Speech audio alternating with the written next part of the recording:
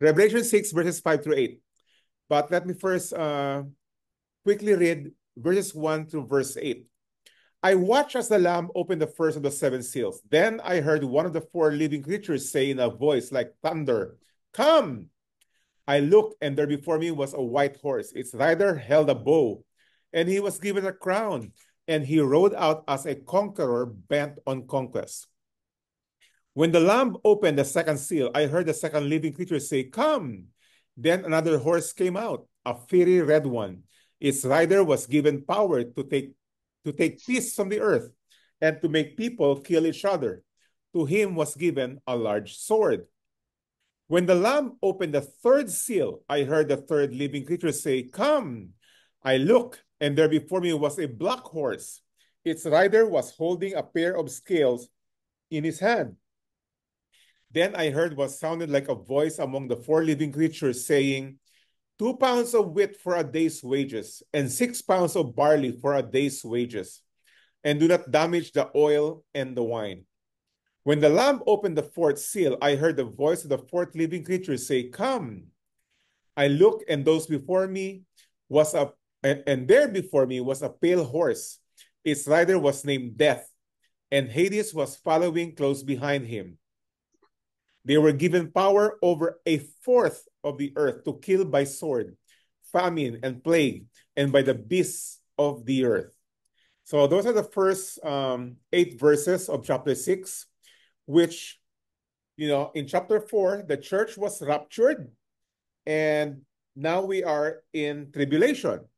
So again, very quickly, we took this up last week. I want us to see again the timeline, the end time timeline. Okay? Obviously, it all begins eternity past. God alone, the triune God, Father, Son, and Holy Spirit. Then we'll go to all the way to eternity future. So what will happen in between? First, what has already happened is everything in the Old Testament. Everything from the creation of the world, creation of human being, of the animals, etc. Old Testament. Then, after that, the coming of the Lord, the first time, his death and resurrection, is what divides the Old Testament from the New Testament. And you and I, today, are still living in the New Testament era, which is called the present church age. And soon coming, that we are expecting to happen, according to the Word of God, is the rapture of the church. In our study, it happens in Revelation chapter 4. The rapture is the next major event that all of us are expecting to happen at any moment. It can happen right now. I hope it will be right now. But that's the next major event.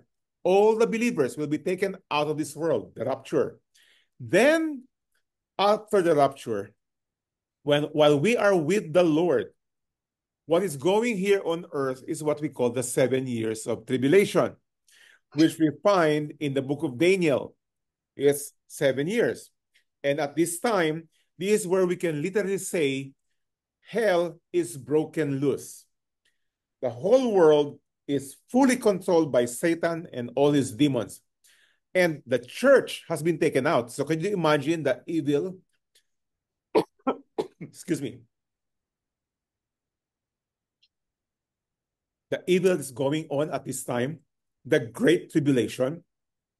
It's really has an adjective, the Great Tribulation, because even today, we are going through a form of tribulation, difficulties of life. But during that time, it's defined as the Great Tribulation.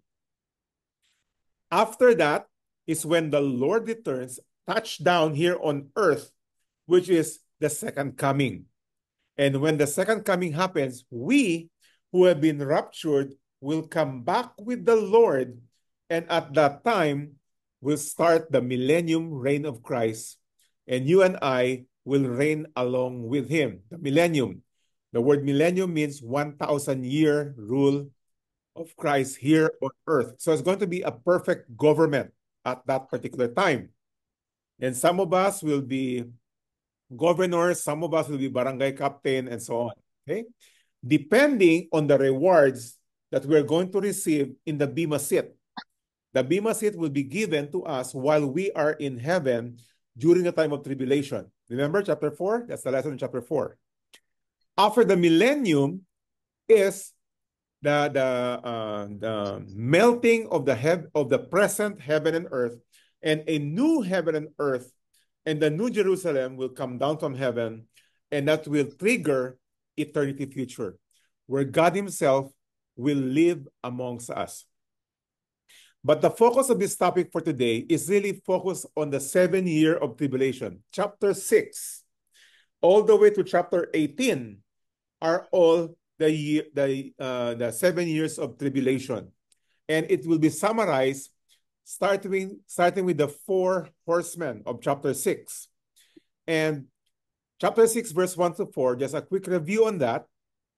We found out that first introduced was the white horse. We read that in verse 2. I looked, and there before me was a white horse.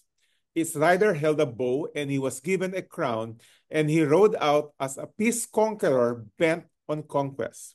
So we see that at the beginning of the 7 years of tribulation is really a time of peace, a time where seemingly all things are nice, because the beast, which is the 666, will be introducing and giving a solution to the problems of the world. But the thing is, it is going to be a false peace, a temporary peace. How do we know that? Because immediately after the white horse is the red horse. And we find that in verse 4. Then, that is after the white horse, then another horse came out, and a fiery red one. Its rider was given power to take peace. There you go. Because in the white horse, there was peace. And at this time, peace was taken from the earth, taken away. And to make people kill each other, to him was given a large sword. So, white horse represents a false peace given by the beast, the Antichrist. Not long after comes the red horse, because red horse represent wars and rumors of wars. That is verse 1 to 4, which we took up last week. Today, we go verses 5 through 8. 5 through 8 will introduce to us the next 2 horses, the white horse, the red horse, and then verse 5. When the Lamb, by the way, the Lamb is the Lord Jesus Christ. Remember, he was standing at the throne, which we find in chapter 4, who is worthy to open the scroll. So when the Lamb opened the 3rd seal, I heard the living creature say, come. So it's invitation. Come find out what's going to happen next. First, there is peace. Then there is war. Then, John says, I look, and there before me was a black horse. So what does a black horse represent? Its rider was holding a pair of scales in his hand. What do you mean by scales? Timbangan. Okay, scale, to weigh things. Especially, as we will see in the next verse, weighing to determine the amount of things. Kung magkano. And here's what would happen. Next verse, verse 6. Then I heard what sounded like a voice among the 4 living creatures saying, ito na sabi, what does the scale represent? 2 pounds of wheat for a day's wage.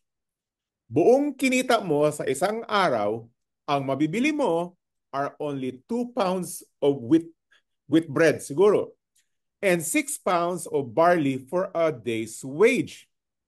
And do not damage the oil and the wine, because it's very scarce to have oil and pleasure to have wine. So really, this topic, this black horse, is really easy to understand. What does the black horse represent? Very simple. At that time, after the false peace, there will be wars, and after war, there will be a major economic crash that the world has never seen before. That a pound of wheat is what a day's wage that you have earned. economic crash. Today, when I say today, in this time, we have experienced crashes. Just a couple of days ago, especially in Japan, they had a major crash in the market that they had not experienced in the past 80 years. Major crash. In the US, the stock market, the past couple of 3 days or 4 days, it has dipped down big time. The past day, it has recovered a little bit, but it's coming to a downfall. But nothing in comparison at a time of tribulation when the whole world is going to experience an economic crash.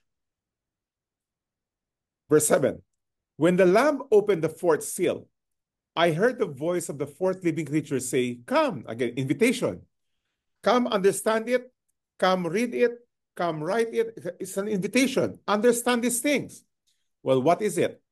Verse 8, I look, and there before me was a pale horse. So white horse, red horse, black horse, and a pale horse. So what does the pale horse represent? Its rider was named Death, and Hades, or hell, was following close behind him. Well, what's going to happen at that time? They were given power over a fourth, 1/4, 25% of the earth to kill by sword, by famine, by plague, and by the wild beasts of the earth. So if in the red horse there was war and people died, this one is far greater because 1/4 of the world. How many people do we have today? 9 billion or 8 billion? 8 billion plus. How many? 8 billion plus. Oh, let's say 8 billion. 8 billion, that means 1/4 is 2 billion people are going to die at that time. So, the black horse represents an economic crash. The pale horse represent famines and plague. 1/4 of the world is going to die. So let's go a quick review on this. What are the 4 horsemen of the apocalypse that is informed by the Lord to you and I, his servants, to understand and to know on the things that would happen during a time of tribulation, which you and I were spared from experiencing it. First one is the white horse. It will start with a solution to the problems of the world, and there will be peace among men. But it's a false peace because not long after will be wars and rumors of wars, nation against nation, kingdom against kingdom. And after this war, there will be a major economic crash to the whole world. And things will be very, very, very expensive. And obviously, when things are expensive, not many people can purchase things. And that would come. Next is the pale horse, where famine and plague will destroy 1/4 or kill 1/4 of the world. And this would all happen at the 7 years of tribulation, right after the church has been raptured. So we are gone. We are experiencing the presence of the Lord in heaven and having judged by the Bema seat and the marriage of the Lamb. We are being married to the Lamb.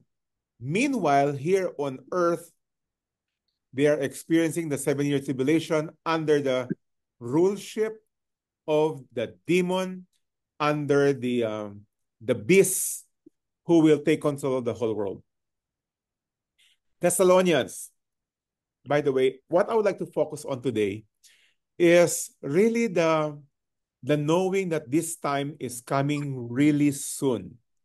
The black horse and the pale horse, there's really nothing much to explain. It's self-explanatory that the black horse and the pale horse, the economic crash and the famine. I mean, what else is there to explain there? That these things are going to happen at the time of tribulation. What I would like to focus on today is for you and I to be able to read the times, what is going on around us, that will point that these things are very, very near. Many of us would say that we really do not know when the time would happen, when the rapture would happen. And oftentimes we would point out Thessalonians and say, Thessalonians says, and the Lord says, no one knows the day or time, right? But let us take a look once again on what actually Thessalonians is saying on that this time the rapture would happen as a thief in the night, right? We always quote that, but let's see exactly what it's saying. Now, brothers and sisters, fellow believers, about the times and dates, we do not need to write to you. Well, why not? For you know very well that the day of the Lord will come like a thief in the night. You're very well aware that the return of the Lord will come like a thief in the night. And so oftentimes we end at that and say, okay, nobody knows. We can never have a clue on when he's returning because he will come like a thief in the night. But is that so? Let's take a look at the very next verse, verse 3. While people, who are the people? Other people, the world, are saying, peace and safety, we're getting better. While they are saying that, destruction will come on them suddenly as labor pains on a pregnant woman, and they will not escape. Well, in the context, really, what will they not escape? Well, this is chapter 5, verse 3. The verses in chapter 4, the ending of chapter 4 is the rapture. That the church will be caught up together with him, and the rest of the world will be staying here on earth, which will face destruction, and they will not escape what? The tribulation. That's the context. So it will come like a thief in the night for them, for the people. But you, so okay, to them, the destruction, the tribulation, the rapture will all happen like a thief in the night. They are not expecting it. But you, who are the you? You, the believer. Brothers and sisters, that's you. You and I, Christians. You and I are not like them. We are not in darkness so that, there you go, this day, the day of destruction, the day of the return of the Lord, should surprise you like a thief. So, the return of the Lord, starting with the rapture, is not something that will surprise us. But to them, it will surprise them like a thief in the night. But for you, no, it's not going to be like a thief in the night. Why? Because we are not in darkness. Then he goes further. You are not like them. You are all children of the light and children of the day. What does that mean? They are children of darkness. That's why they have no idea of what is going to happen next. But you and I, the children of God, are children of light and the children of the day. We do not belong to the night or to the darkness. Next verse. Therefore, so then, therefore yan, let us not be like others. Let us not be like them. What about like them? Who are unaware of the times, who do not see the pointers and the indicators of the Lord's return. Let not be like them. What does that mean? That means that there are Christians who are unaware, who do not know how to read the things going on around us that indicates that the Lord's return is just around the corner. Let us not be like them. What about them? Who are asleep. I love Paul. You know, ang illustration is very, very simple. He says that people who are asleep, guess what? They are not they're not aware of what's going on. They're alive. They're breathing, but they have no idea of what's going on.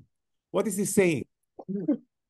That there are Christians who are spiritually asleep, who are like them, who will be surprised that the Lord is coming back soon. But let us not be like them. Huwag kang matulog, unconscious. Rather, let us be awake and sober. So he added, not only awake, but sober. What is sober? Hindi ka lasing. You see, ang lasing, gising. But his senses are dull. Okay, very dull ang senses niya. And it's, again, this is a description.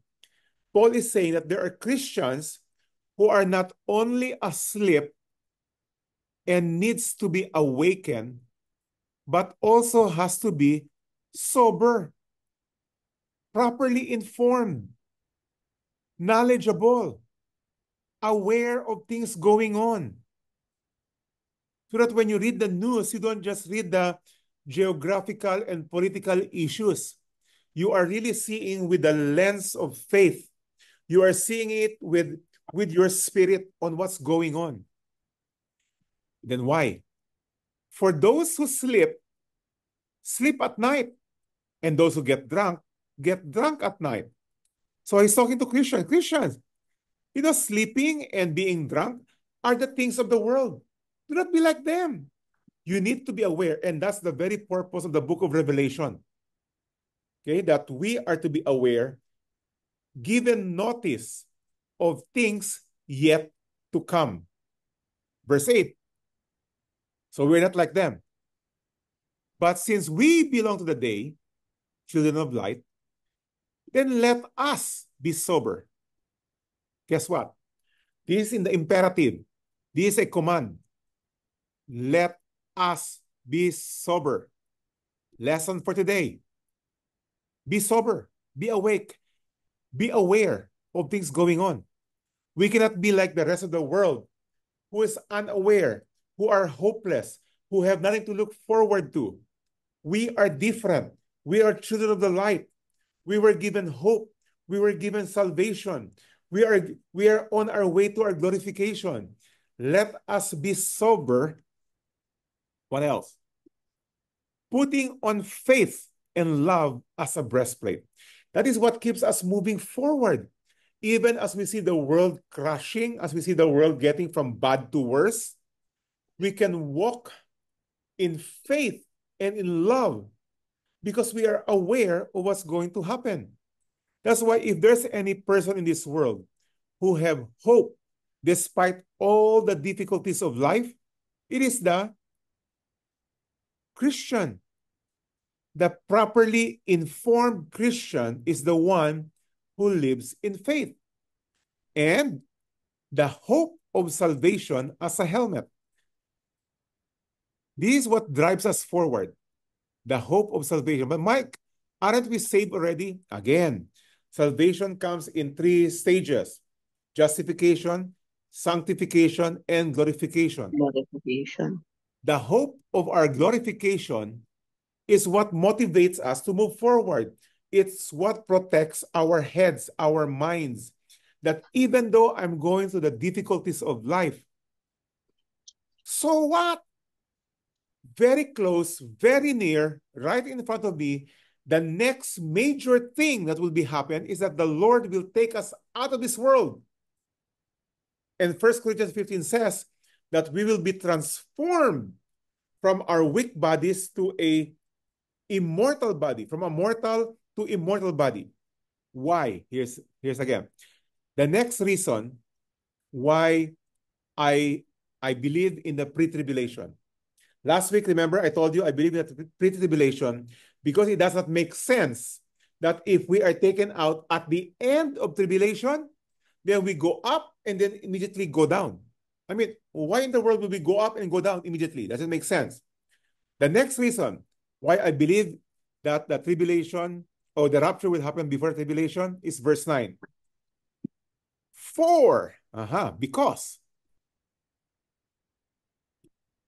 God did not appoint us to suffer wrath. What's the topic of Thessalonians? The wrath of God. The rapture, chapter 4. And then in chapter 5, we will not be surprised by his coming like a thief in the night. No, we are not appointed to suffer wrath. But Mike, aren't we experiencing wrath today? Yes, we are. But not the wrath of the pouring of the wrath of God at the time of tribulation. No, we are not appointed to suffer wrath, but to receive salvation through our Lord Jesus Christ. Once again, is this salvation justification? Of course not. We already have been justified. Is it sanctification? No, because sanctification is gradual, day to day. This salvation is glorification. That we're going to receive glorification through our Lord Jesus Christ. So when the rapture happens, the fullness of our salvation is done. Justification, sanctification, and glorification. Why? Verse 10. He died for us so that whether we are awake or asleep. What does it mean? Whether we are alive or if when we are dead. Okay? It really doesn't matter. Why? We are going to live together with him. Again, what's the context? Chapter 4. That the church will be taken out and then we will be with the Lord forever.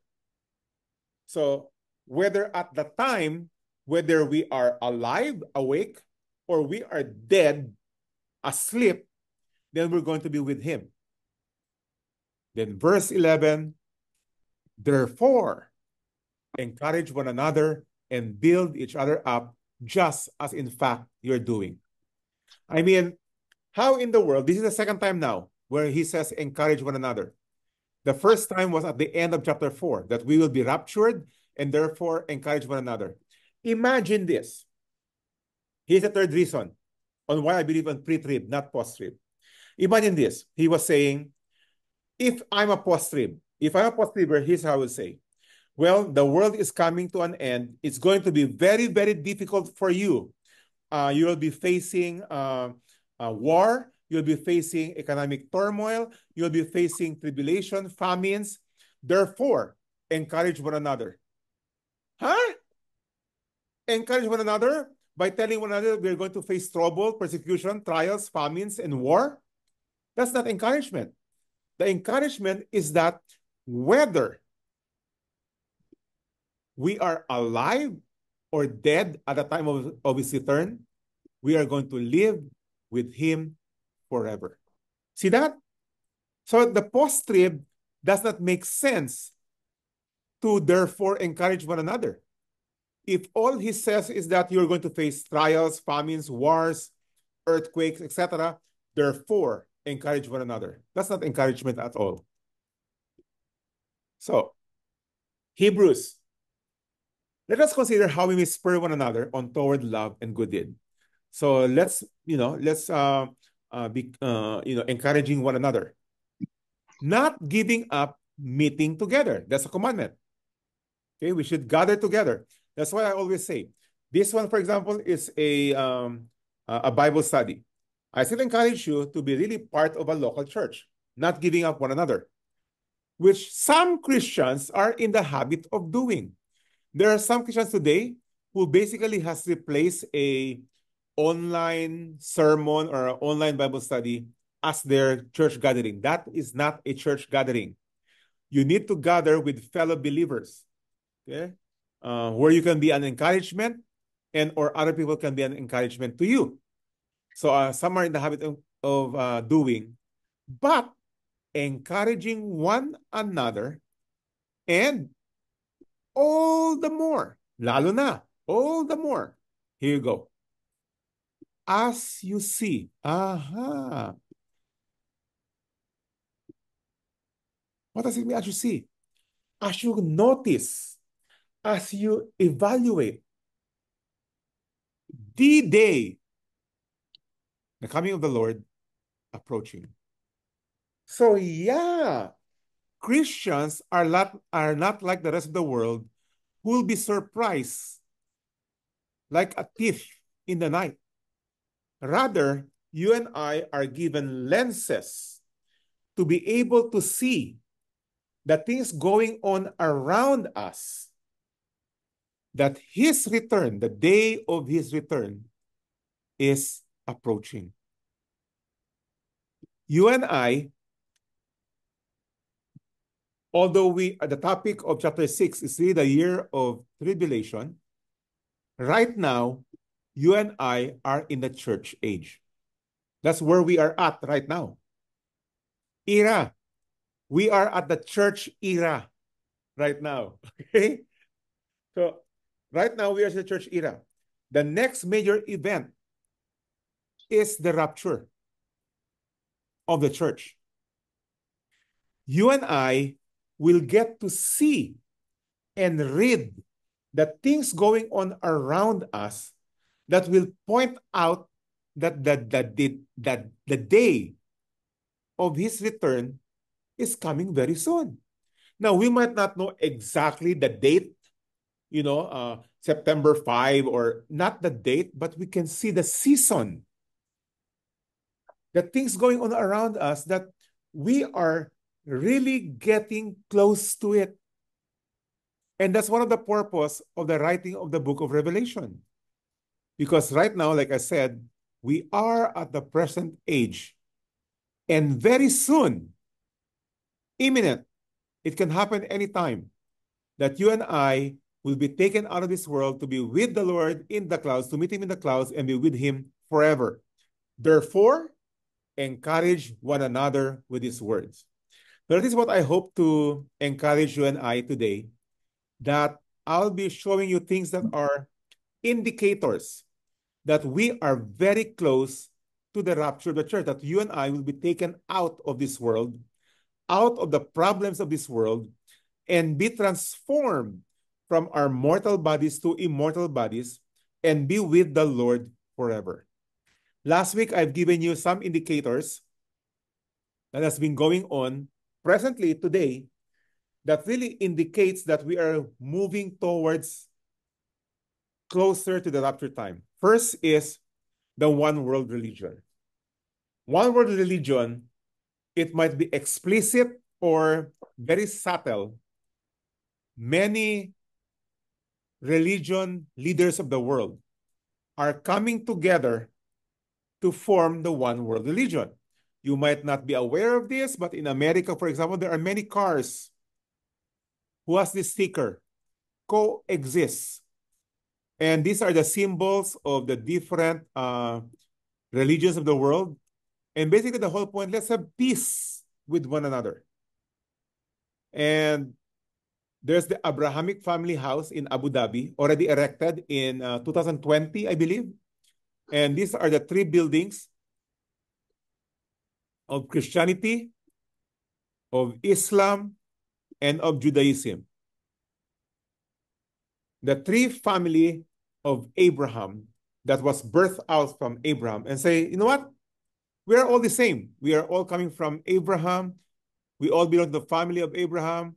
So let's have, some sort of a peace. There you go. And guess what?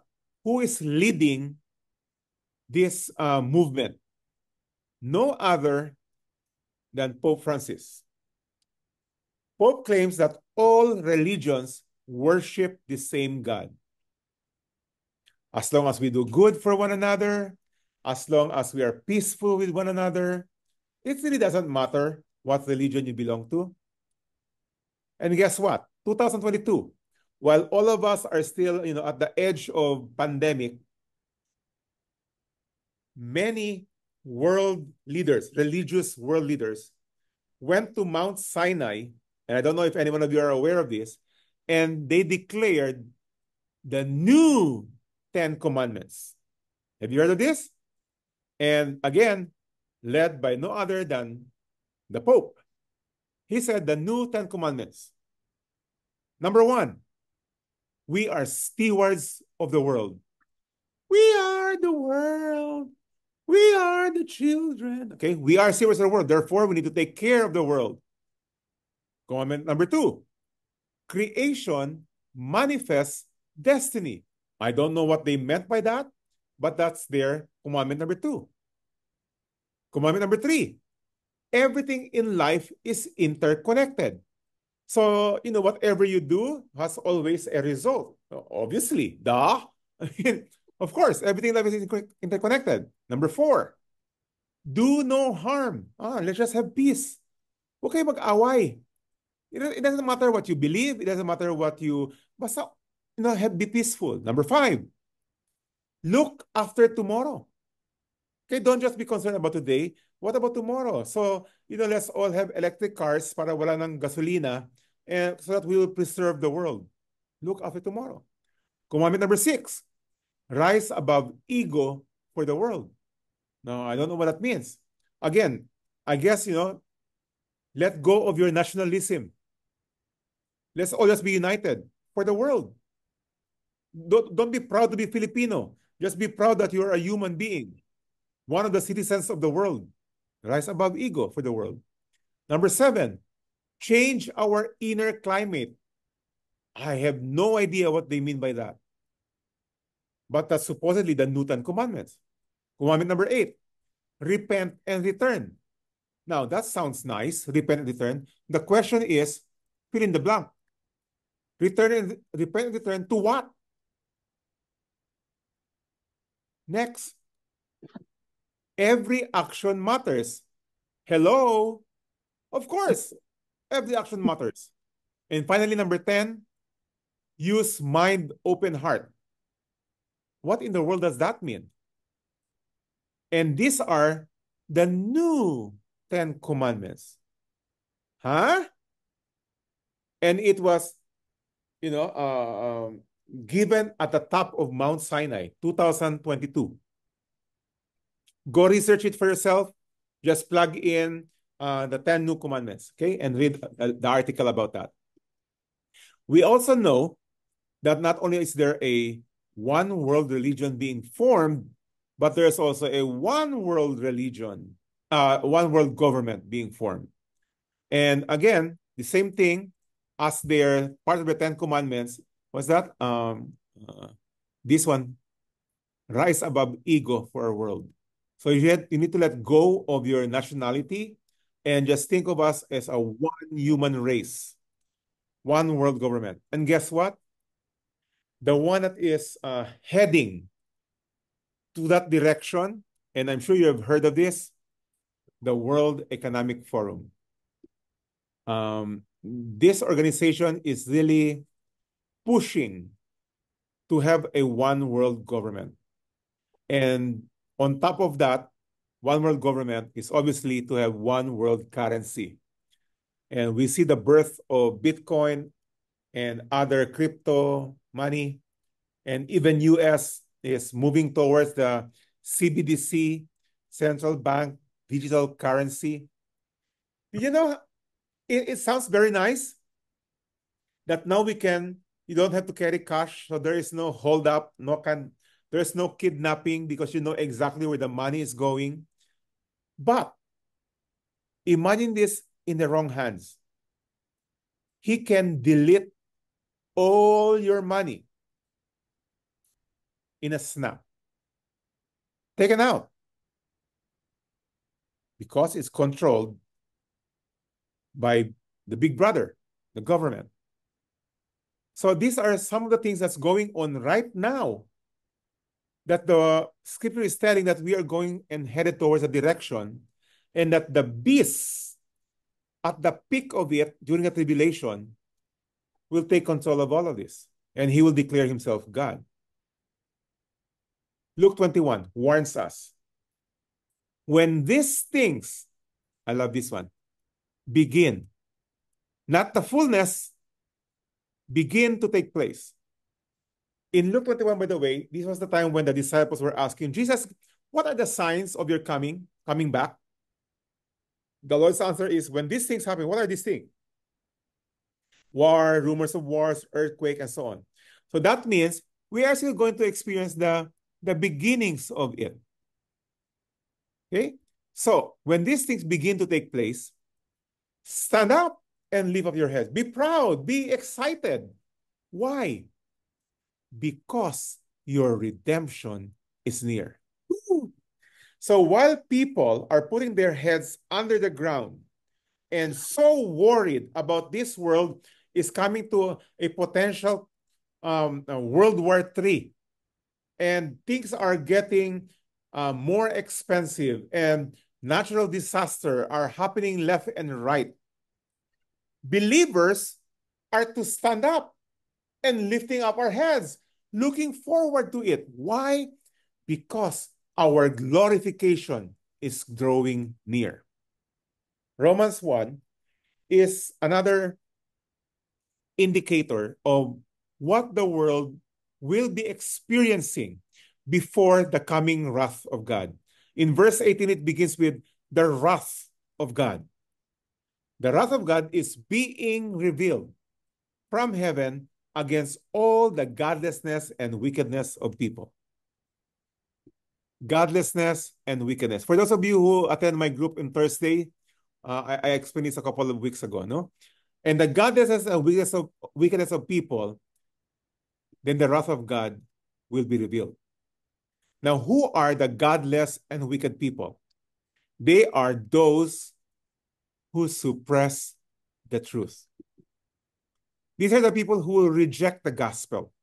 So one of the things that we will know that the coming wrath of God is being revealed is that the world, majority of the world, are suppressing the truth. And they are clearly made by their action of wickedness. Why is that so? Since what may be known about God is plain, is simple to them, because God has made it plain to them. You see, knowing God, having a relationship with God, is not something that God is trying to hide from people. He is actually wanting and made it simple for people to know that God wants to restore that relationship. But the problem is that people suppress the truth. They don't want it. They are busy living their lives.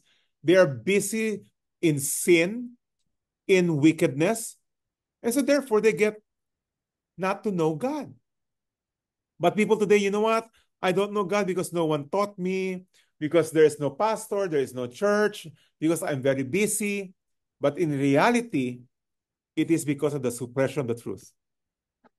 People do not want to give the time to know, to understand what God wants for them, that God wants to restore that relationship. For since the creation of the world, God's invisible qualities, what are they? His eternal power and divine nature have been clearly seen, being understood from what has been made. At the very basic understanding that there is God is just by looking at creation. There is no doubt that when we look at creation, there must be somebody who's responsible for it. But what do people do? Well, no, the creation was started by a big bang. Somehow, tens of millions of years ago, we moved from this to this to this. People reject the truth. They don't want to believe that there was God who said, in the beginning, let there be light.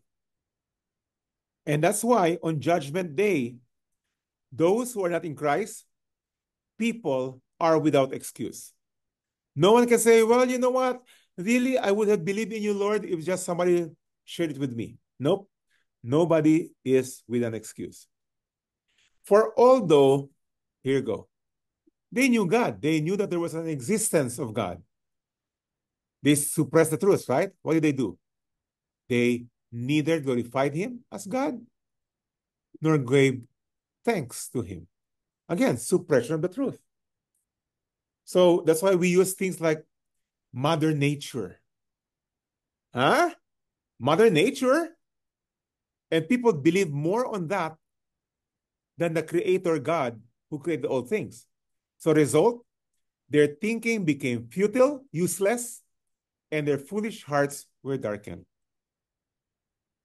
Thinking, which is our mind, and hearts is our inner being. They are related to one another. The way you think of things will determine what your heart believes. And Jesus said, what the heart is full of, that the mouth will speak. That's the action. And if you don't believe in God, then wickedness will birth out. Although they claim to be wise, they became fools. Result, they exchanged the glory of the immortal God for images made to look like a mortal human being and birds and animals and reptiles. Remember, this is the wrath of God, right? Verse 18. The wrath of God is being revealed. And the wrath of God, part of it, we know that it is very close to it because the world exchanged the glory of the immortal God. Exchange. Replace the immortal God for images made to look like a mortal human being. Now, here's the thing. Idolatry is not only something that is in an image, an idol. Idolatry is something that has replaced God, even in our minds. So if in your mind that the one responsible for creation is Mother Earth, Mother Nature, and the Big Bang, then you have exchanged the immortal God with another God, a small g. And when you have a God, a small g, other than the God of scriptures, then you have become an idolater. You see, a lot of people today have created their own gods in their mind. For example, for them, their God is the God who expects us just to be good. No, no, no, no, no. The God of the Bible does not expect us to be good. He says no one is good. So very different. So people have created their own God. Immortal human being and birds and animals and reptiles. So therefore, because people has become that way, the majority of people has become that way, here you go. The first indicator that we're getting closer to the pouring and the revelation of the wrath of God, God gave them over. Very important thing. What did God give us over to? In the sinful desires of their hearts, to sexual impurity, for the degrading of their bodies with one another. So what is the first indicator that the wrath of God is about to be revealed? That the community, that our culture has made sexual relationship very normal. We try out relationships. Let's live in together. Even the word live in today is no longer a taboo. Make a live in siya. It's very common. We even use the word partner, which really means that you're not married, but you're living together. The sexual immorality will be rampant. And God gave them over. So, sige, you want it? There you go. They exchanged the truth about God for a lie and worship and serve created things rather than the Creator, who is forever praised. Amen. So again, they have replaced. They serve created things rather than the Creator. There you go again, the word. They exchange the truth about God. They know it. They know that, adultery is adultery and is against the word of God. They know it. But they will exchange it with, well, anyway, we love one another. Anyway, it is already our plan to get married soon. They exchange it. Have you noticed that as a common language today? Whether it be in America, Philippines, or anywhere in the world. Same thing.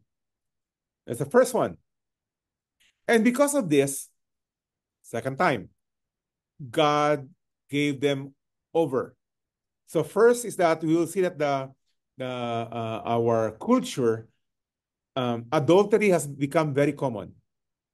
Then the second level, God gave them over to shameful lust.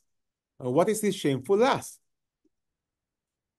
Their women exchange natural sexual relationship for unnatural one. What is a natural sexual relationship? Well, women to men. That's the natural one. And exchange it for unnatural one. What is that? Women to women, man to man. Women to animals, man to animals. Yep.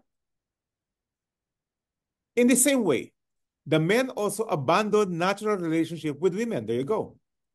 Men abandoned natural relationship with women and were inflamed with lust for one another. What is the one another? Sino yun one another? Next line. The one another, men committed shameful acts with other men and receiving themselves the due penalty for their error. Furthermore, just as they did not think it worthwhile to retain the knowledge of God, the truth about God, the third one, so God gave them over. So what's the second one? Homosexuality. First level is adultery. It becomes more and more common. Next is homosexuality. Men to men, women to women. Are these common today? Big time. Big time. It has even, taken over, what do you call this? Entertainment. In the Philippines, particular. Homosexual are very much appreciated. As if it's nothing anymore. It's common. They dress up like women. They act like women. And even in the, especially yung mga balita sa mga artista, ganun, yung so-and-so was with so-and-so. It's so common. So God gave them over. For the coming wrath. The third one, the third indicator. Furthermore, just as they did not think it worthwhile to retain the knowledge of God, third time. So, therefore, God gave them over. To what? To a depraved mind. What's the depraved? Non-functioning mind. So that they do what ought not to be done. Now, this is clearly, especially right now in America, I think in the Philippines it's still, coming up. In America, for example, there is a one common bathroom for boys and girls. Why? Well, because I can choose to be a girl now even if I'm a male. What? Depraved mind. Just right now in the Olympics, in the boxing, remember that there was a man who had a transgender change, but he is a man and yet fought at a women's boxing tournament. Hello? And yet we accept it? That's a non-functioning mind. In America, the most recent, in California, that a new law for the school that children can choose their gender, how they want to be called, a she, even if it's a he. And parents are not to be informed of the choices of their children. That's a new law. Depraved thinking. And the peak of all these things are in the 70-year tribulation. Because right now, we are just at the present church age. And Jesus says, if you see these things begin to happen, stand up and look up, for your redemption is near. If I may replace that word, for the rapture is near. And since you do not belong to the world, it will not come like a thief in the night, because you are children of light. So, during the 7-year tribulation, the first horsemen are the white horse. First, there will be an initial peace. which tells us that as we draw closer from church age to this point, the rapture, that tells us that the world will be in chaos more and more. And then the first couple of years will be peace right there. That is represented by the white horse. But not long after, war is coming to come back. Kingdom against kingdom, nation against nation. Then there will be a major economic crash, that a loaf of bread is one person's wage for the whole day. And finally, the pale horse, at the peak of the tribulation, 1/4 of the world will die through famine, natural disaster, pestilences, and even from your own pets, from the beasts of the earth. When animals do not have anything to eat anymore, they will eat you. That's what it means. So here's my conclusion to all of this. If you have been born again, or should I say, if you truly already have been born again, then you are rapture ready. Praise the Lord. You can stand up, look at the events that's going on in this world and say, wow, my redemption is near, very close. You are rapture ready. But then, why did the Lord not take us out of this world? Because first is you and I need to be rapture ready. That means you need to be saved. You need to be born again. You need to make sure that you truly have repented and put your faith in Christ alone for your salvation. And everybody who has not been born again will be left behind. So I trust that you will not be left behind, just based on a description of what would happen in a 7-year tribulation, because the rapture can happen anytime. When the church is taken out of this world, the world will experience a short time of peace, but it wouldn't last long. Then wars, rumors of wars, and then the economic crash, and then the pestilences, and 1/4 of the world will pass away. So since this is true, since we are warned about all these things, therefore, here's the conclusion. Therefore, first, you must make sure that you have been born again. You must make sure that you already have been justified. Okay? You cannot be satisfied with just, anyway, I just go to church. Anyway, I'm faithful in this and that. No. You must make sure that you have the righteousness of Christ imputed in you.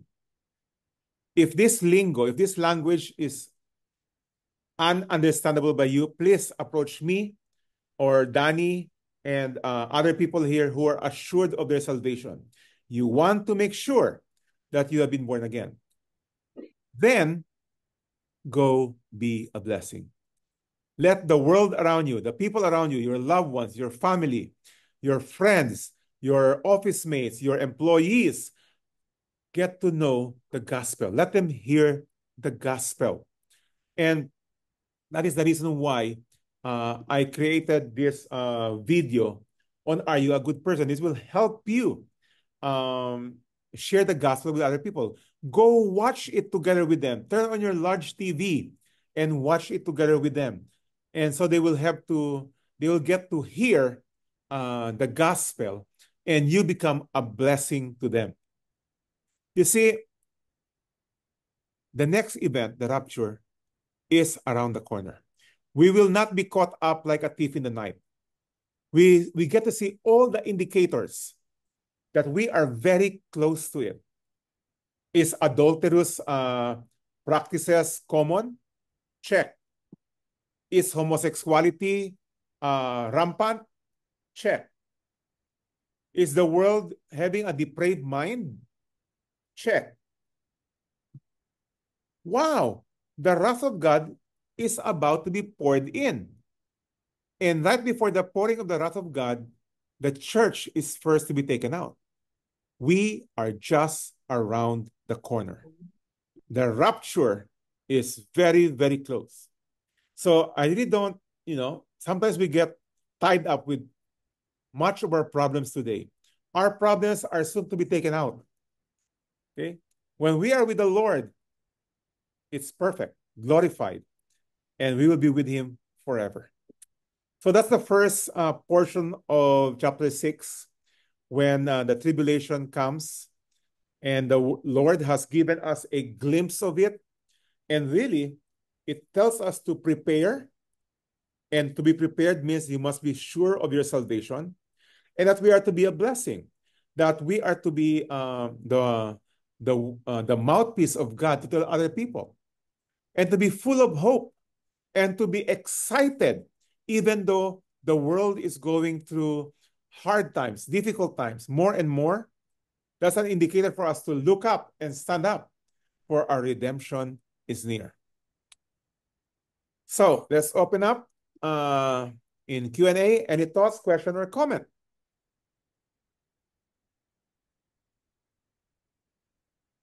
Kim, since you have to leave first, why don't you give us the first opening question or clarification? Anything?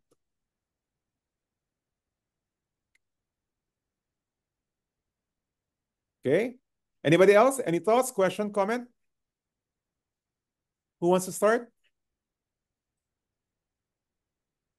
Mike? Oh, June. Yes, June.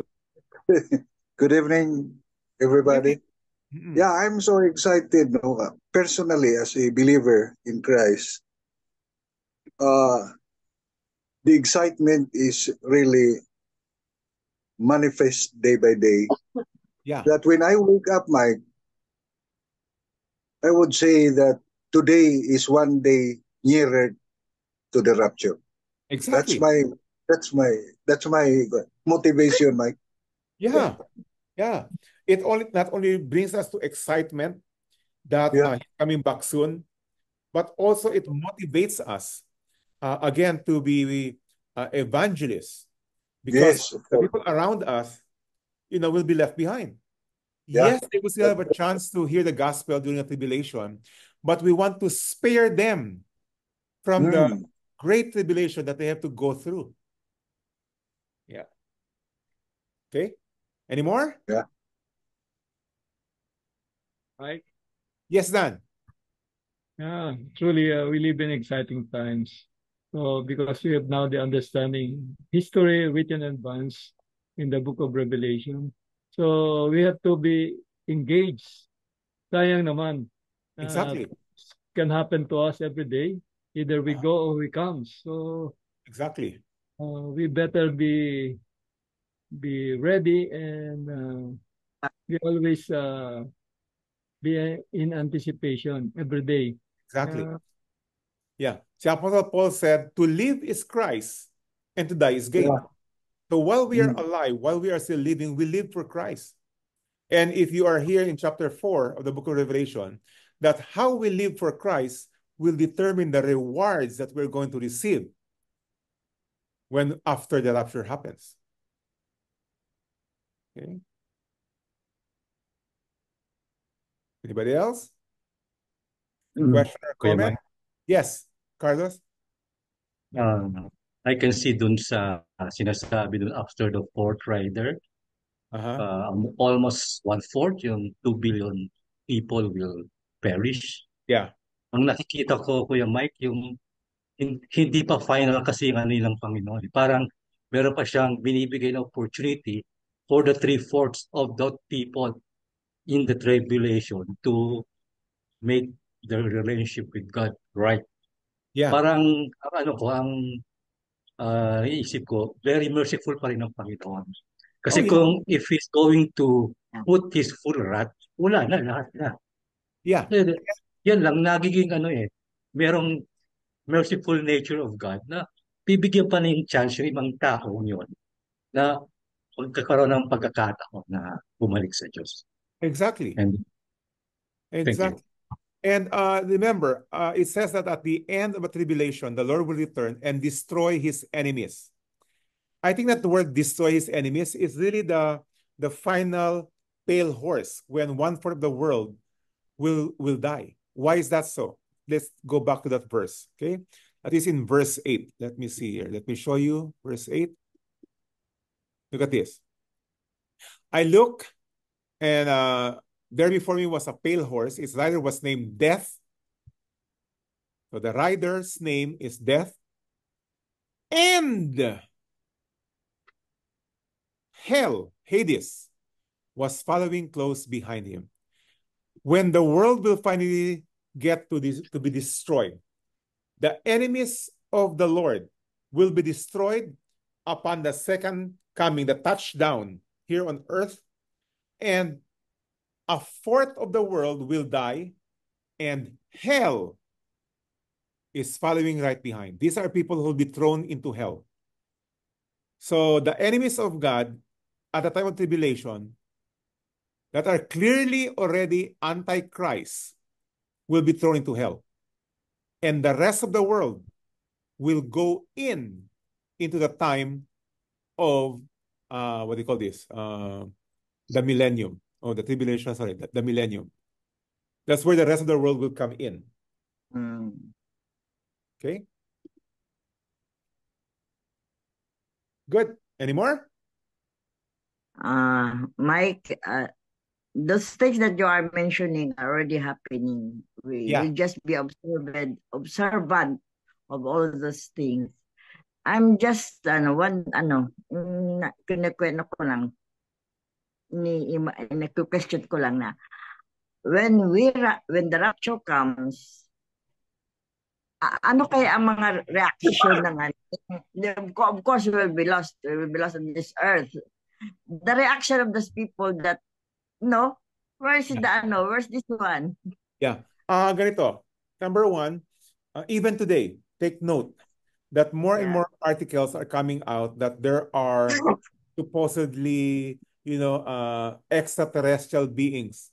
And the seeing of, mga UFOs. Even with the U.S. Navy, they reported that they have seen UFOs. One possibility, I don't know, obviously, because it's still in the future and it's not mentioned on how the world will react. But one possibility is that some alien from out of this world took out people.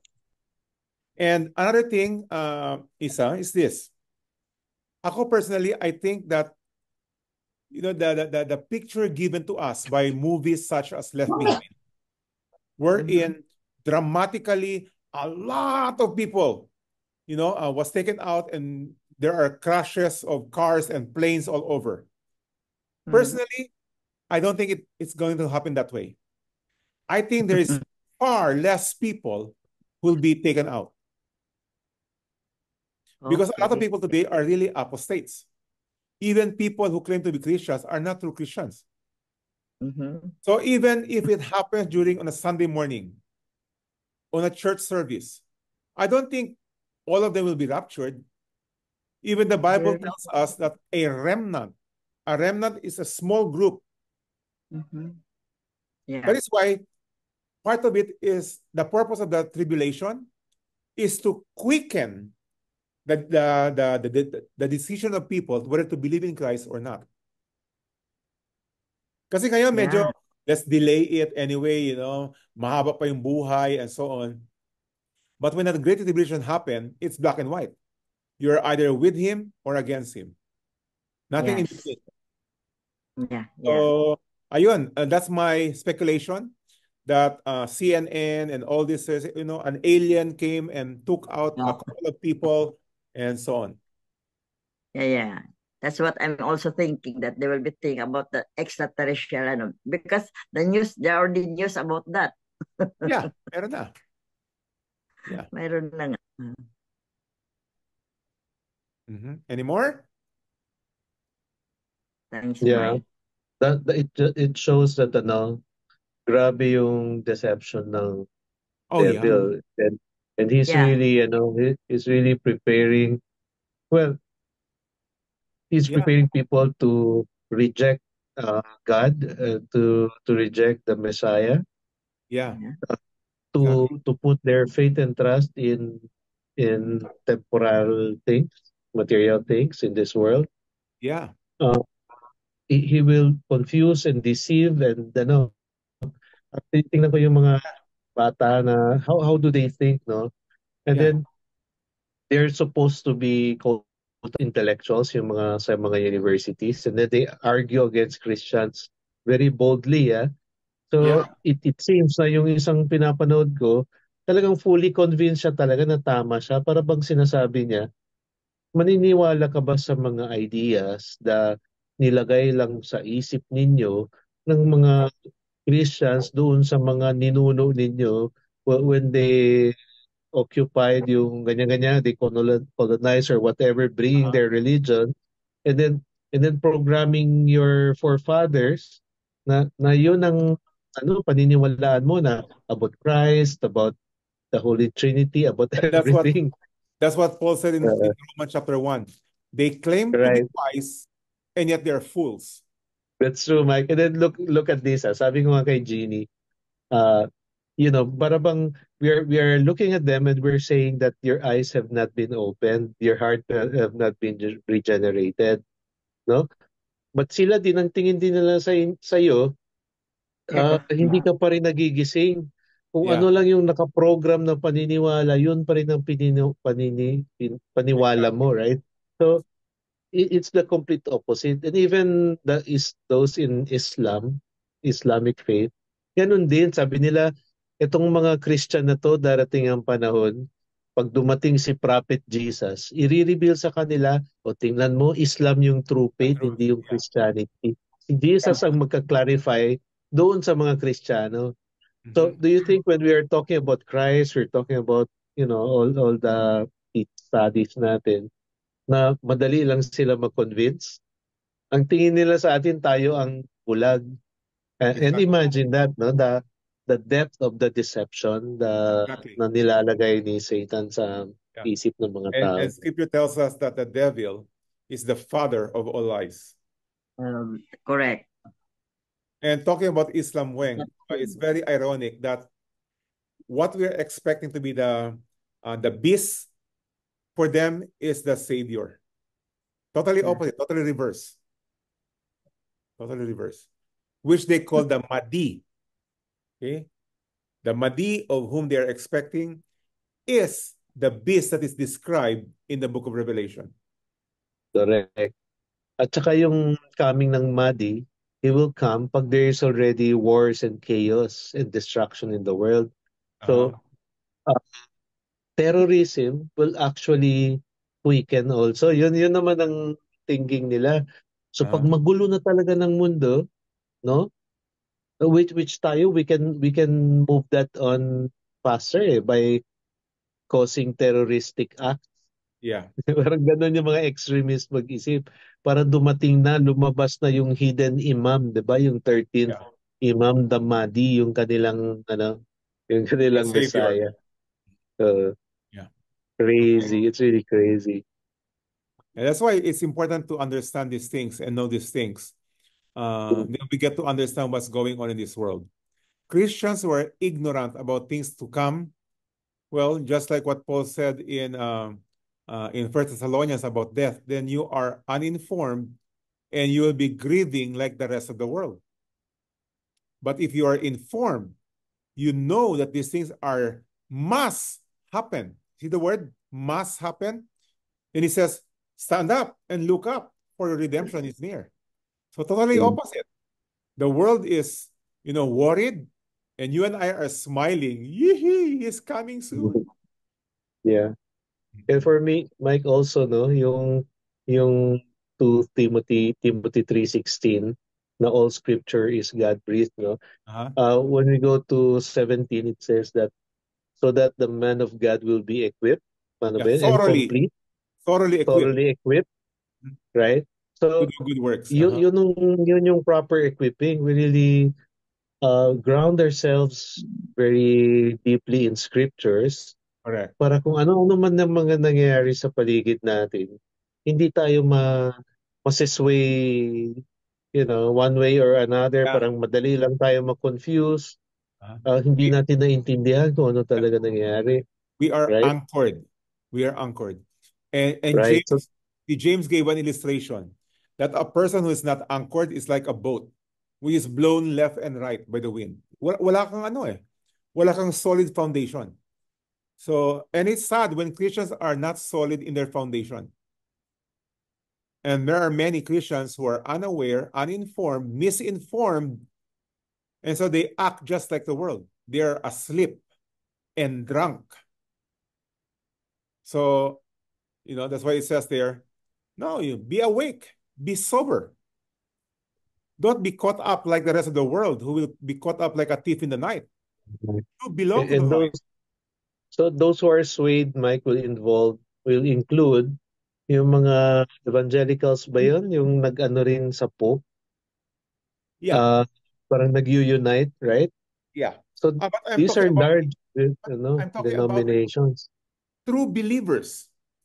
True believers who are not acting like what a believer should be. Maraming ganun, mga uninformed, misinformed. Yun na Thessalonians, yung about death. A lot of Christians are, when they lose a loved one, they grieve like the world. But the command is do not grieve like the world because our Lord died and rose again from the dead. So will be everyone who has fallen asleep in Christ. Yes, we will still grieve. We will miss the person who died physically, but we don't grieve as if it's permanent. No. Temporary. As a matter of fact, I always say this. For me, I look forward to death. Why? To be absent from the body is to be present with the Lord, which is far better. Why do I say that? Because I understand what death is all about. Diba meron yung, I don't know anymore which pastor, but I heard this a long, long time ago. Sabi niya pa, Christians are funny people. They want to be with the Lord, but they don't want to die.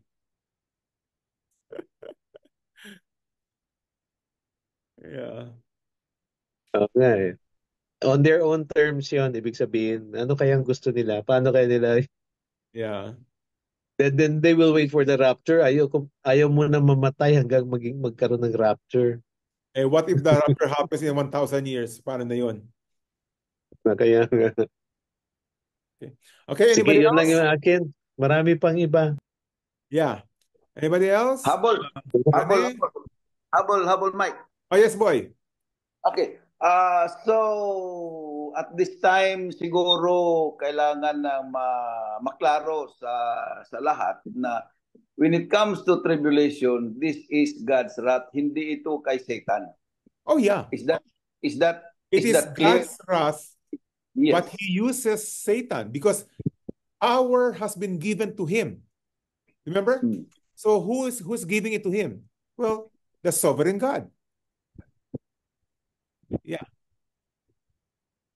Kasi yes, Dan, maririnig mo kasi na pagdating sa mga ganyan, si Satan palagi ang sinisisi kaya nagkakaroon ng mga ganyan. So in one sense parang ayaw nilang i-aminin na it is God's wrath because God is good. Na hindi gagawin ni God yan because God is good. Yun ang problema. That's why it's about time na talagang i-clarify na all these things will happen because God's wrath is now working. Exactly. It's being poured out. And you and I are well informed ahead of time before all these things happen. When you start to begin to see these things to happen, stand up, for your redemption is near. Yes, Dan. Ano yun, Dan? My comment. We are saved from the wrath of God by God. Yeah, exactly. We are saved from the wrath of God. Yeah, kasi yung extreme understanding of the love of God, they thought that because God loves us, then therefore no difficulties, no problems will come. No. As a matter of fact, people will be sent to hell for eternity because God loves humanity. Liberalism. Okay. Anybody else? Rene? Russell? Ryan? Ira? May chat doon, may chat. Ha? May chat. No, sabihin niyo lang sa akin. Ayoko. Kasi isa lang ang screen ko. I want to see you all. Ayoko. Sabihin niyo lang sa akin. Hindi Ano ako ang nag-chat, somebody else. Okay. Nabasa ko lang. Sige. Anybody else? Rene? Any more? Blair? Pastor Mike, Yes. Pastor Mike, Yes, Russell. during tribulation, yung mga people left behind, andun pa rin kaya yung mga angels sa kanila na magpabantay? No, because the angels are said to protect those who are elect. Now, at the time of tribulation, the church has been taken out already. Will there be believers at the time? Will be people who become believers? Yes. So the question now is, are there still angels for them? That I do not know. Probably. That we can only speculate. Because it says that the angels are given for those who will be saved. So are there people who will be saved during the time of tribulation? Yes. So will there be angels at the time? I don't know. How active they will be at the time of tribulation. I don't know. Mike, Yes. yung seal pala yun, seal doon sa scroll. Akala ko kasi ibang document yun, ibang manuscript. So the scroll is being rolled out one by one. Yeah, by the Lamb, by Jesus. Oo. Tapos tinatanggal yung seal. Akala ko kasi ibang document yun. Seal pala tagad siya. Kung baga sa scotch tape siya doon sa sa scroll. Again, these are things that are So illustration. figuratively. Yeah, we cannot take it literally. But the whole point is the seal are the judgment of God. Okay. Poured out to this world. That's what it is. And only the Lamb, who is Jesus Christ, is able and has the authority to bring that judgment. Remember when he first came here, the first coming of the Lord, he came to save the world. The second time is he will judge the world. And this is the sequence of events for the judgment of God towards the world. And at the peak of it, 1/4 of the world will die. Okay, Rene? Meron ba? Yes. We are discussing about one world religion, digital currency. No, I think that's part of what I have read about this conspiracy theory. No, Schwab of the World Economic Order, Gates, who said that there are just too many people. No, right now it's more than 7 billion. So they want only around 500 million to live. So parang inaano ko na nakarelate sa what we are studying now, no? In fact, yung sinabi mo na 1/4 only will die sa kay Bill Gates, they want only 500,000 to live out of the more than 7 billion, no? So, mas napakatindi pa yung gusto nilang mangyari, no? Yeah. And this is done through mga biological weapons na sinasabi nila through vaccination. Yeah. It could be. Again, we will be speculating at that. But scripturally speaking, there will be not only 500 million, but there will be 3/4 of the world today. So that's about 6 billion more. But you are right about this vaccination. Did you know, if you look at the COVID-19 and the mandate for vaccination, it's a a trial of mandating the requirement for vaccination for every person. Yes. No vaccination, no travel. Yes. No vaccination in the US, dito sa amin. Sa grocery, if you do not show your card that you have been vaccinated, you cannot go enter the grocery store. These are all things that are preview of the time unless you have the mark, which is found in chapter 13, unless you have the mark 60. of the beast, either on your right hand or on your forehead, you cannot buy Yeah. yourself. Yes. We are being Parang, trained already. The world is being trained. parang ordinary na lang yan pag Yeah, pero Condition. if you don't see it from the parang lens of mapapansin scriptures, ng mga tao eh. yeah, if you do not see it from the lens of scriptures, all you will see is vaccination para hindi mahawa and so on. That's how you see it. Mm. But from the spiritual lens of scriptures, no, we are headed to the time when, people are marked with the 666. Actually, we are being programmed, Mike. We are being programmed. Yeah. It will become normal. Condition. We are conditioned. Exactly. Okay. Anybody else? So Ryan? ito, inaalaw ito ng Lord, na mangyari itong mga Not only one world allowed, he has given the government. power. Not only allowed, he has given the power. Much like Job, when Job killed the children and had his all his material possession taken out, it was God who told him to do that. And it has been decreed. It has been decreed, In fact, exactly. yung prophecy na yan is written by God's di ba? Revelation. So, nire-reveal God lang is kung ano na sovereign. yung na-decree. When God is sovereign, He knows everything. He is in control. These are the things that we must prepare. And Amen. any problem is the sharing of the gospel. Let the result is given to God alone. Tayo, we have that responsibility to share the gospel. Anyone.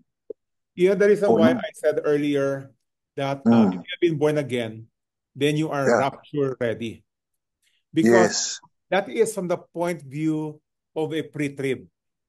If you are looking at it from the point of view of a post-trib, to be rapture ready means mag-ipon ka na ng delata. Yeah. Because you are going through tribulation. That's the point of view of a post-trib. But a pre-trib is when you start and begin to see these things to happen, stand up, look up, for your redemption is near. Therefore, encourage one another with these words. Yes. Okay. Ira? Serena? Yes, Mike. Mike, Yes. during those who were saved, di ba, may rapture, tapos yung the reign of God, yung millennium, those who were raptured, they will come down together with God, with the Lord. Yeah. And then it will last up to 100. 1,000. 1,000 years. years. Oh, wow. Yeah, that's called the millennium. Millennium. Oh, yeah, You will millennium. not see the word millennium in the Bible. You will see 1,000 years. Yes. Oh. Yun ang mababasa mo. But 1,000 years, the same word, millennium. That's 1,000 years. So yun na nga sa millennium, there are the saints who are those who were raptured and returned with glorified bodies already, right? Correct. Yeah. And then there are those who are born and still live through the tribulation and are alive during the with normal millennium bodies. period. Correct. With normal bodies like normal human beings. Yeah. But these are believers, right? Mga Correct. believers yan. And elected yan. Not all of them. Not all of them. Yeah. Not all of them, right? Because end of the 1,000 years, may rebellion na naman eh. Correct. One last rebellion, one last push nila, right? But with the final defeat already. The time of tribulation, the fullness of the devil and his demons are in control of the world. Tribulation. The 1,000 years, the absence of the devil, Satan, and all his demons. Right. Mike, I have a question. Yes. Isn't it that the Israelites are supposed to be going back to Israel, and that's the sign that God is coming? Yes. Arriving soon. To start with, the creation of the nation of Israel happened in May 14, 1946. And prior to that, there was no country of Israel from AD 70, when the whole Jerusalem and all Israel was destroyed by the Roman Empire. That is And why they were scattered. they were scattered all over the world. Many of them are in Europe. There was no country. But then we all know the persecution of Hitler, the Nazi, towards the Jews. And so what happened was, after World War II, United Nations gave them back the land of Israel to the Jewish people. That happened in May 14, 1946. So 2,000 years, there was no country of Israel. There was not even the Hebrew language. There was none. The Hebrew language was reintroduced much, much later. Okay. And the land became barren, Mike, no? Yeah, the land of Israel was dead, not until the Jewish came back. Yep. Amazing, ah. Yeah. And that The is what land was restored, ah. Yung bumalik, pati yung land of milk and honey. Yeah. And look at this. When you read the news today, where the Palestinians are saying that the Jews are occupiers and so on, you need to know history. Because unless you know history, then you will just be siding with things that are, doesn't make sense. There's no such thing as people of Palestine. There's no such thing. The people of Palestine today, which they call Palestinians, are really Arabs. Yeah. Many from Jordan, Jordanians. From Egypt, from, yeah. Yeah. Ang may naano ako si Tiff Shuttleworth, ang Persia, Palestine was once Persia. No, Persia is Iran. Iran yun. Iran ang Persia. Yeah. The old name of Iran is Persia. Mesopotamia. There is no such thing as Palestinians. There's no such thing. Palestinians in scriptures, okay, from Palestine, is the arch enemy of the Jews.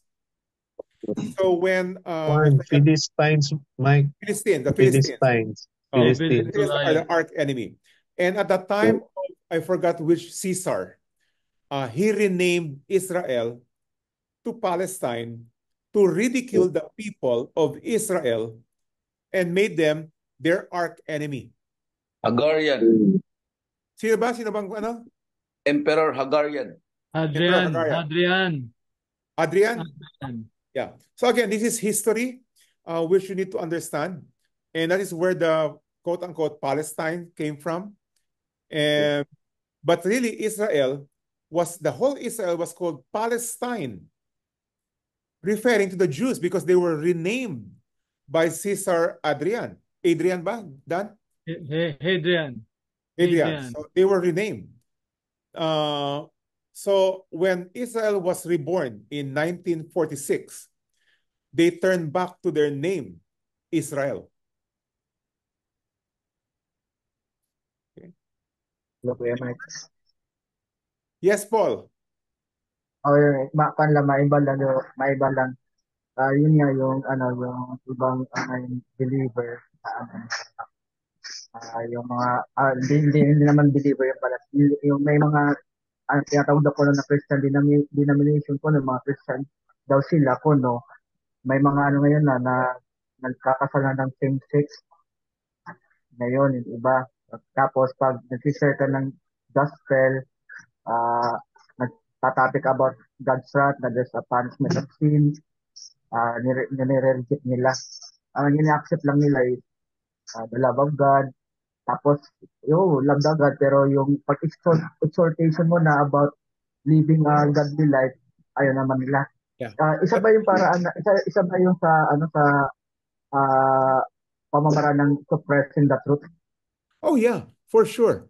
And it's very sad, Paul, na a lot of churches want to emphasize the love of God in the wrong context. And they make salvation as if God is not expecting you to change.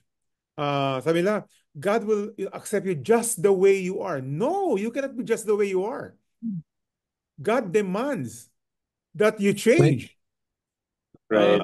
So, kung yung idea Actually, Kuya Mike, meron akong kinausap Yeah. Mayroon akong kinausap, parang rinireview ko sa question niya, tapos sinabihan ako na don't judge me, you are not God. Only Yeah. God can judge me.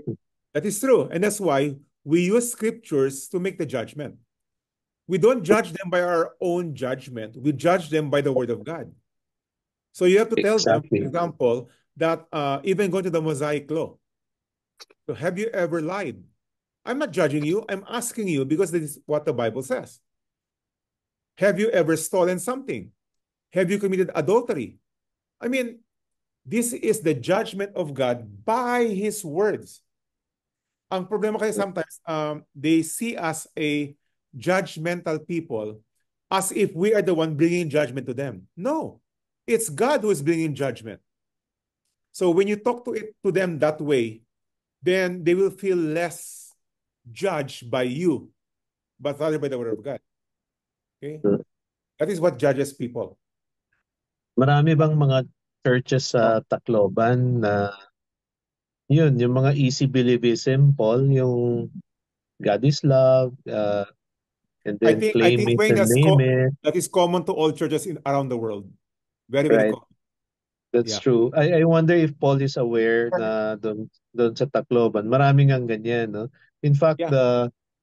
the more scriptural Christians are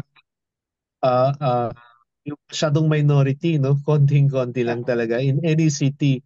Dito sa Zamboanga, it's very hard to look for those na medyo theologically sound ang paniniwala. Marami dito puro easy believism talaga. Yeah. Believe in Jesus, and, He will solve your problems. Yun ang laging tinuturo. True.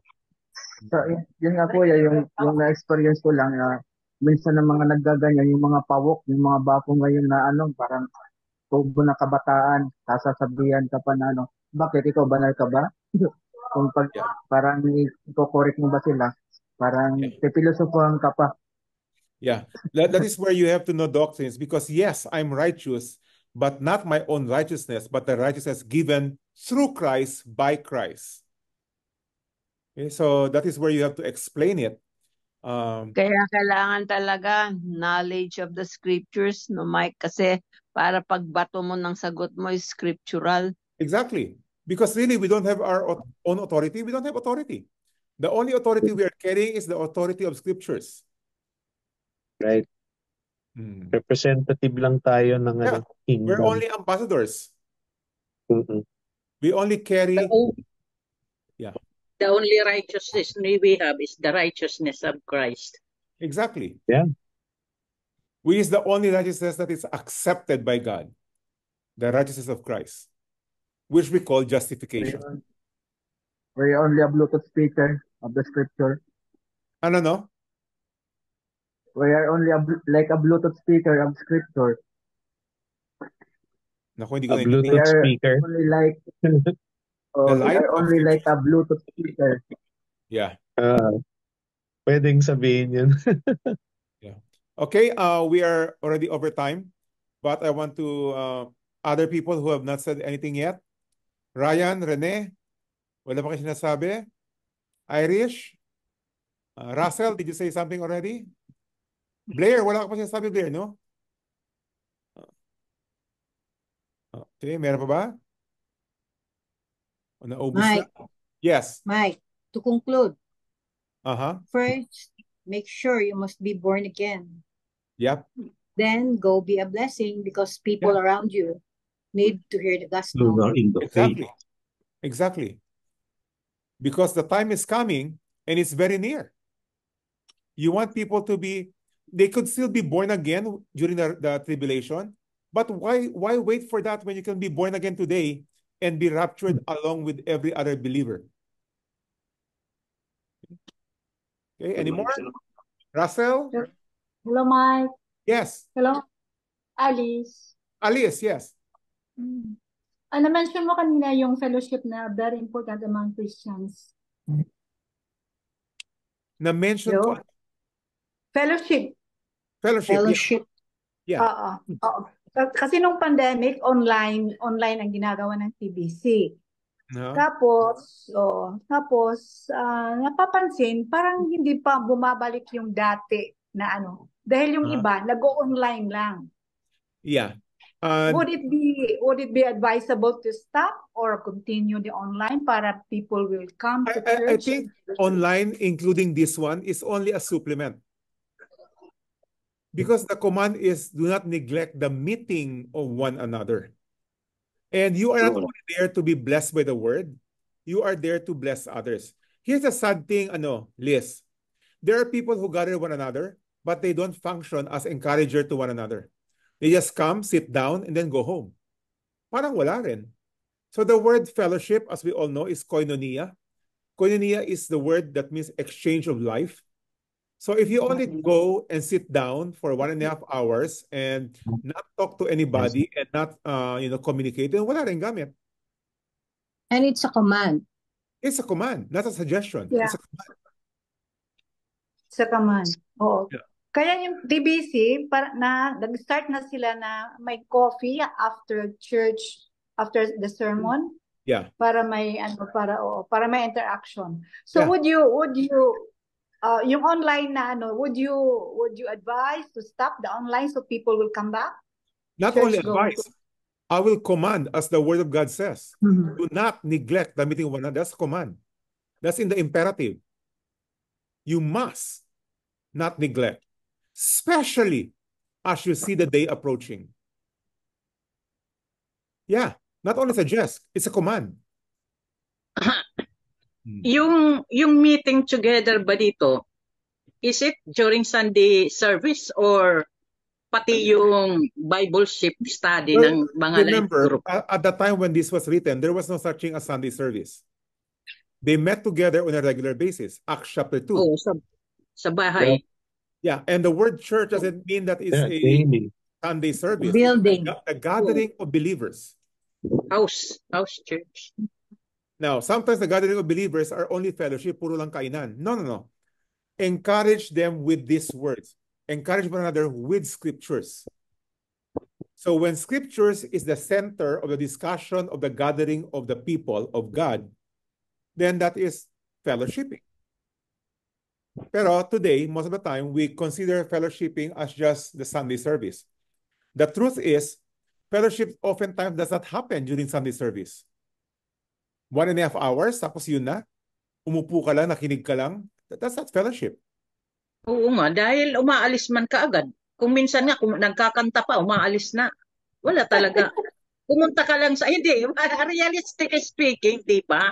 Papasok ka daan, sometimes late ka nga. Nag-start na, tapos na ang worship. Tapos after that, may kanta pa, aalis ka na. Wala talagang fellowship doon. Ngayon naman, yung Bible study naman, halos talaga Zoom na. If ever, once a month lang nagmi-meet. Yeah, that's why I said this is only a supplement. Okay, and I trust, and I always say this, go be a blessing. Because you are blessed with the Word of God in our study of the Word of God, then make sure you pass it on to other people, depending on their condition and their situation. Of course, iba yung case mo, Mike, dahil malayo ka. What I meant, yung mga life group talaga na living in the same place, living in the same district, gano'n ang iniisip ko. Kaya nga, this is not fellowship. This is just a supplement. Yes. Supplement lang to. Bible study talaga ito. Bible study to. Yeah. Bible study. And we can do Zoom for this. Walang problema dito. Okay, I want to talk more Mike, about... one more. Oh, sige, one more and then we should end. One more lang. What verse, don't neglect to fellowship. Anong verse nga yun, Mike? Hebrews 10:25. Hebrews 10:25. Hebrews 10:25. Thank you. And then it says there, especially as you see the day approaching. Okay? Okay, let's close. Father, we thank you for your word and thank you for all the warnings and all the encouragement and motivation in knowing what is yet to come. Lord, we look forward as we wake up every morning. Could this be the day when you will return and take us out of this world? For we see a lot of indicators going on around us today. Wars, rumors of wars, famine, earthquakes, and all these things are happening all around us. The world we live in are not only accepting adulterous relationship, homosexuality, and even depraved thinking. They're all around us, Lord. And for us, we stand up and look up, for our redemption is near. Thank you so much for your word, Lord. And all this we pray in Jesus' name. Amen. Amen. Thank you, Mike. Thank you, Mike. Mike. Amen. Thank you, Mike. Thank Thank you, you, everybody. Good Mike. night, Bye, everyone. Good night, Good everyone. night. Good night. Bye. Good Good night. night.